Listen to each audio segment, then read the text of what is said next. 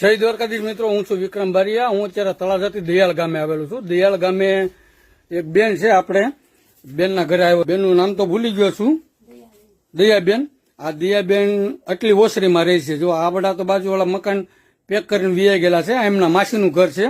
એમના માસીના ઘરે ઓસરીની અંદર રહે છે. જો આવડી આ ઓસરી છે ને, આવી ઓસરીમાં રહે છે. તો એમને છે ને આપણું ગરીબ નિરાધાર જરૂરિયાતમંદ લોકોનું જે વોટ્સઅપ ગ્રુપ છે ને, એ વોટ્સઅપ ગ્રુપ દ્વારા 3 મહિના ચાલે એટલું કરિયાણું અર્પણ કરવામાં.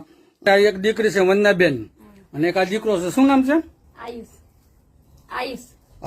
અને આજે તો એમનો હેપી બર્થડે છે. તો દર્શક મિત્રો, આ ભાઈને હેપી બર્થડે કહી દેજો બધા. આજે એનો જન્મદિવસ છે.